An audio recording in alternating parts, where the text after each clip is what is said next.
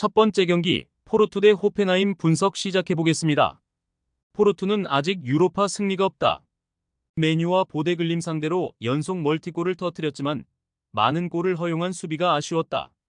그래도 유로파 레벨에서는 충분히 준결승 이상 진출을 노릴 전력이다. 유스타키오와 그루이치 등 포르투갈 최상위 수준의 중원이 있고 오모로디오는 이적 첫해 팀의 주포 역할을 하고 있다.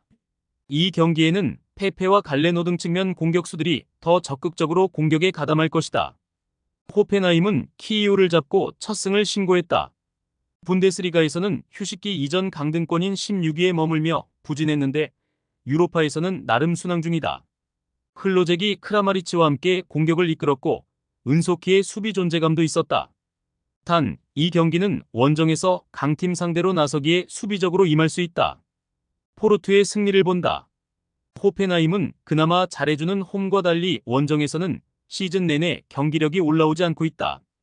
그릴리치의 중원 장악력도 기복이 있다. 유스타키오와 그루이치가 중원에서 점차 경기의 주도권을 잡을 것이고 페페가 측면 침투로 호펜하임의 수비를 넘어설 포르투가 승리할 것이다.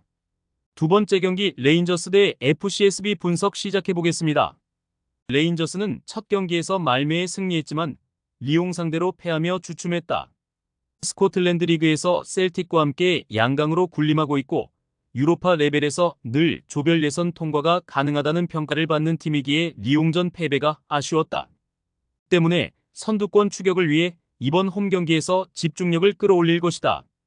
최전방에 나설 데저스를 비롯해 바이라미와 체르니 등이 경기 내내 공격적으로 상대 수비를 넘으려 할 것이다.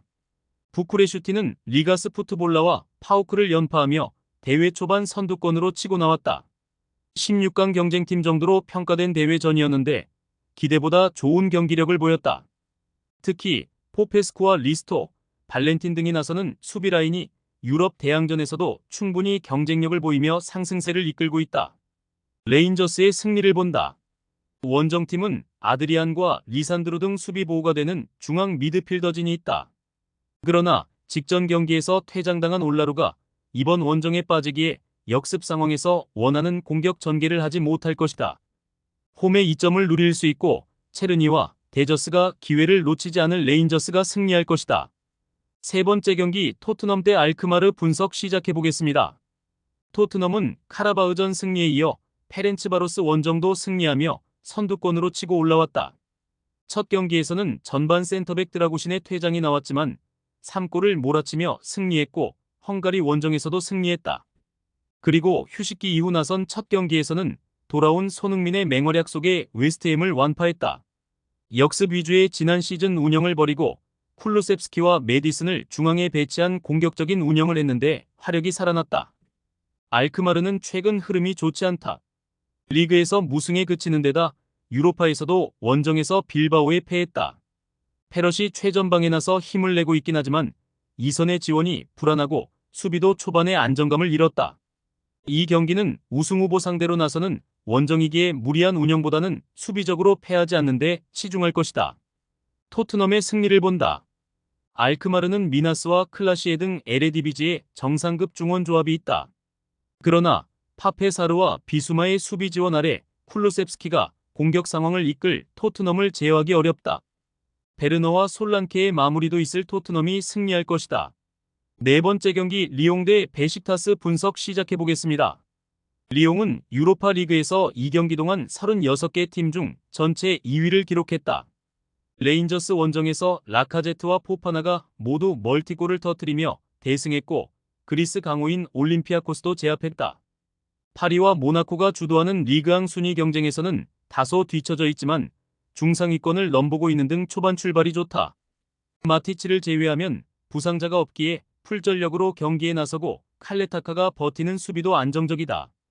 베식타스는 아약스와 프랑크푸르트 상대로 모두 3실점 이상하며 완패했다.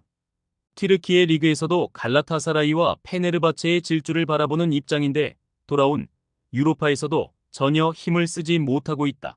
임모빌레와 라시차, 하파 실바 등 좋은 공격진을 보유한 데다 우도우카이의 수비 존재감도 있지만 강팀 상대 경기력이 올라오지 않고 있다.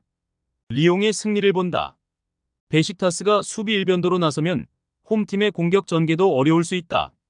그러나 이미 2패를 안고 있는 베식타스기에 공격적으로 라인을 올릴 것이고 상대의 역습 상황에서 허점을 노출할 수 있다.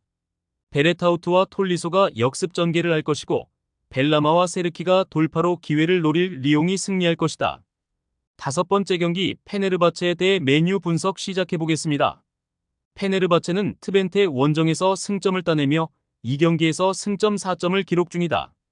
자국 리그에서는 갈라타사라이에 1위를 내준 상황이지만 크게 차이가 안 나고 있고 유로파에서도 순항 중이다. 튀르키예 대표팀의 주전 윙어 경쟁을 하는 카베치를 필두로 모로코를 월드컵 4강으로 올려놓은 엔 네실이 세르비아에 자존심이 있던 두산 타디치 등 막강한 공격진이 있고 에딘 제코는 여전히 한 시즌 20골을 기대할 수 있는 선수다. 메뉴는 지난 주말 리그 경기에서 브렌트포드에 역전승하며 분위기 전환에 성공했다. 가르나초와 회론이 후반 연속골을 터뜨리며 상대에게 패배를 안겼다. 최근 리그 부진은 물론 유로파 2경기에서도 승리가 없었는데 반등의 신호탄을 쐈다. 단, 이번 원정에서는 변수가 있다. 팀 공격을 책임지는 페르난데스가 징계로 인해 결장하기에 에릭센이 공격 상황을 이끌어야 한다. 접전을 본다. 페네르바체는 메뉴를 잘 아는 프레드를 비롯해 스지만스키와 암라바 등이 중원을 두텁게 하며 상대의 중원 공세를 저지할 수 있다. 또 지쿠와 베카우 등 사이즈 좋은 최종 수비수가 회론과 저크즈와 피지컬적인 대결이 가능하다. 메뉴도 상대의 역습에 대비해 수비적 움직임이 필요하기에 라인을 올리기 어렵고 두 팀이 승점을 나눠 가질 것이다. 여섯 번째 경기 말메 대 올림피아코스 분석 시작해보겠습니다. 말메는 스코틀랜드 강호인 레인저스에 패했지만 카라바흐 원정을 승리하고 유로파 첫 승을 신고했다. 팀의 주포이자 스웨덴 리그 최고의 공격수인 보테임이 두 골을 터뜨리며 팀의 승리를 견인했다. 유로파 레벨에서 공격력이 돋보이는 건 아니지만 얀손과 로슬러 등 2m에 육박하는 장신 수비수들이 버티는 수비는 안정적이다. 이 경기는 홈이기에 크리스티안센이 측면에서 공격적으로 경기를 운영할 것이다. 올림피아코스는 리옹 원정 패배 이후 나선 홈 경기에서 포르투갈 강호인 브라가를 완파했다. 최전방 공격수인 엘카비가 멀티골을 폭발했고 해제와 치키뉴 등의 중원 지원이 좋았다. 단, 이번 일정은 원정이기에 무리한 공격 운영보다 수비에 치중하며 역습으로 상대의 골문을 열려할 것이다. 접전을 본다.